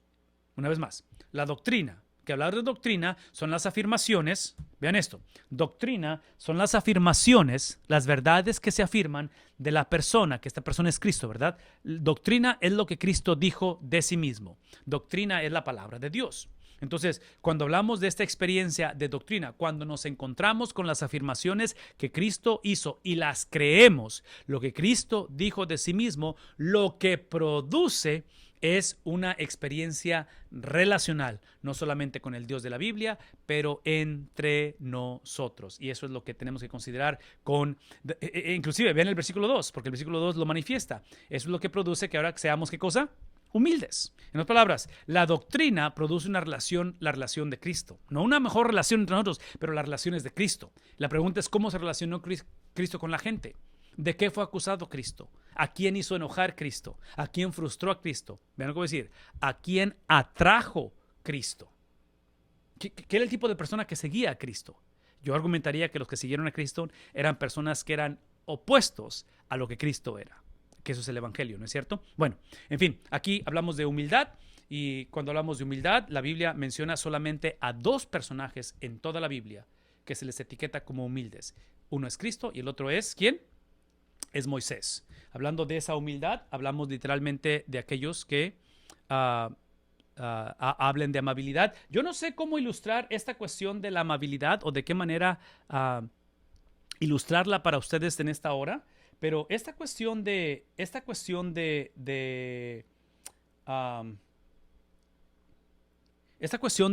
amabilidad, ustedes lo ven en sus notas ahí, es la cuestión de un león con una persona. ¿Sí alcanzan a ver eso ahí? O sea, espero que lo tengan en sus notas y que sea algo que les ayude hasta cierta manera. Pero esta cuestión de humildad y de amabilidad es perder el derecho de ejercer lo que yo quiero. O sea, no es tanto de que no pueda yo reclamar mis derechos o yo ser de alguna manera, pero es literalmente el poder nosotros escoger el ser amables unos con otros. Y otra vez, es el producto del agente foráneo en nosotros. Es el hecho de alguien que está domesticando su persona, en el caso no tanto para competir, pero para servir. El enfoque de esto tiene que ser corporal en lugar de que sea personal, o sea, autónomo, nada de eso, ¿verdad? Y en este caso es obvio que hablamos de un espíritu que ha sido quebrantado para poder cumplir sus propósitos. Rápidamente, antes de terminar, hablamos de ser pacientes. Esta cuestión de paciencia es porque podemos, no tanto porque tenemos, ¿sí? Porque hoy en día trágicamente estamos tolerándonos unos a otros, debemos ser pacientes unos con otros, y esta habla de una amabilidad de la cual y esta paciencia manifiestan o expresan los frutos del Espíritu Santo. No sé si eso lo estamos viendo aquí y lo entendemos lo que es eso, pero habla acerca, otra vez, tolerantes unos con otros en amor. En otras palabras, aquí es el objeto de la tolerancia, que en este caso es el amor. Entendemos, vean lo que voy a decir, entendemos que en cuestión del amor, el amor verdadero que Dios nos habla en la unidad, en el vínculo de la unidad de Dios transferida a nosotros, es literalmente el amor que produce una relación condicional. Y no sé si podemos considerar lo que es una relación condicional, pero en este caso, el ejemplo supremo de una relación condicional es la vida de Cristo. Porque observen Cristo cómo Él cumple la ley, obedece la palabra de Dios, porque las condiciones para vivir una vida que agrada a Dios es precisamente su palabra. Entonces, Cristo, siendo amado por el Padre incondicionalmente, vean lo que voy a decir, Cristo siendo amado, su unidad con el Padre es una relación incondicional. Ese amor incondicional produjo una relación condicional. De tal manera que las condiciones por las cuales Cristo vivió, observen lo que voy a decir, no es accidente que Cristo tiene que ser circuncidado cuando, al 8º día, no es accidente que Cristo tiene que ser bautizado, no para perdón de pecados, porque Él no tiene pecado en Él, pero es sumergido por Juan el Bautista, sacado del agua, y el Padre dice, este es mi Hijo amado en el cual yo encuentro complacencia. ¿Qué estoy diciendo? Que Cristo en Lucas capítulo 2, versículo 52, dice que Él crecía en estatura y en gracia para con Dios, y las condiciones las estipula y las presenta Cristo para ello. Aquí es donde encontramos obviamente lo opuesto del primer Adán, que trágicamente en Génesis capítulo 3, el hombre trata de vivir una relación incondicional con Dios, lo cual no ha funcionado, no funciona y nunca va a funcionar tal cosa. Déjenme nada más leer los siguientes versículos. Aquí vamos a acabar con esto. Esfuércense simplemente por mantener la unidad del Espíritu. Es el versículo número 3, hablando de ese esfuerzo. Estamos hablando déjenme irme al 4 aquí rápidamente. Es el vínculo de la paz. Hay un solo cuerpo, hablando del lenguaje de la unidad, y un solo espíritu, así como también fueron llamados a una sola esperanza. Cuando hablamos acerca de esa unidad, estamos hablando obviamente la unidad que es a través del pueblo de Dios, que es a través de las iglesias, esa unidad que se vive en comunidad, en cuestión del Espíritu. Una vez más, estamos hablando del Espíritu de Cristo, que es aquel que le damos la bienvenida, que es aquel que afirma las verdades de Cristo, que es aquel que manifiesta en estilo de vida, y una sola esperanza. La esperanza que tenemos en Él, escuchen lo que voy a decir, la esperanza que tenemos en Él es precisamente que esto que estamos viviendo, que estamos viviendo en la iniciación y en la expresión del reino de Dios. El reto que tenemos es que es un reino que no ha sido consumado. Entonces, cuando hablamos el apóstol Pablo hablando acerca de un solo cuerpo y un solo espíritu, esa unidad es lo que produce en nosotros la certeza de una esperanza. Voy a decir una vez más, porque esta cuestión de esperanza, hoy en día en Estados Unidos tenemos la esperanza que la cosa va a mejorar como nación, la economía va a mejorar. Tenemos la esperanza como generación que va a haber una vacuna, ¿verdad? Tenemos la esperanza y hablamos de un montón de cosas que estamos esperanzados. Eso no es lo que está diciendo el apóstol Pablo. La palabra esperanza en el lenguaje de la Biblia habla de certeza. Entonces, observen que la unidad que hay de la iglesia, cuando se ve como un solo cuerpo, que esa unidad es el producto de la unidad foránea, del Espíritu de Dios que nos ha sido transferida o dada, ¿verdad? Entonces la unidad de nosotros es el producto de la unidad de Dios transferida. Escuchen esto, lo que hace es que independientemente cuál sean las circunstancias de la iglesia, y acabo de explicar dije hace rato que cuando ejercemos la unidad de Dios en nosotros produce persecución. Entonces es obvio que Pablo está hablando desde la cárcel y Pablo está viendo la persecución que está viviendo la iglesia por el gnosticismo, y históricamente sabemos que la iglesia se está moviendo hacia más persecución. Vean lo que voy a decir.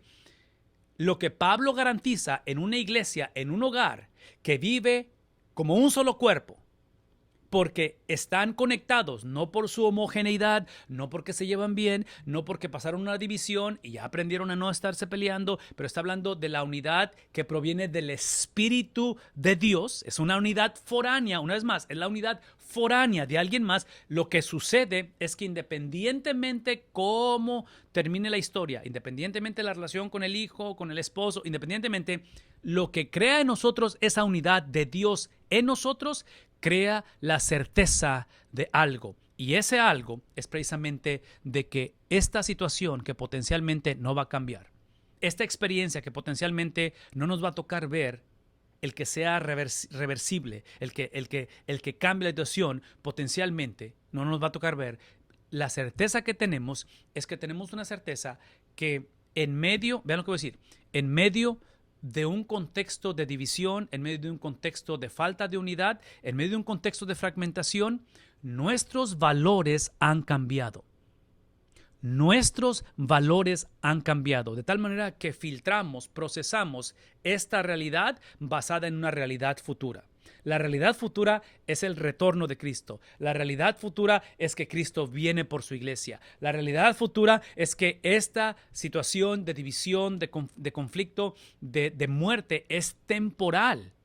Y entonces basamos esta realidad, no nos desconectamos de la realidad, pero la filtramos a través de una eternalidad. Por lo tanto, Pablo habla de que también fueron llamados a una sola esperanza. Es la certeza de que, una vez más, tenemos en Cristo esa experiencia de proclamar su segunda venida como una realidad, como algo que viene en medio de nosotros. El último de los versículos es este, donde habla acerca de precisamente que Él es un solo Señor, una sola fe, un solo bautismo. Y otra vez nos lleva a, observen que todo eso que acabo de explicar nos lleva a la supremacía de Cristo, nos lleva a la unidad foránea de Cristo, que nos imputa, que nos transfiere a cada uno de nosotros.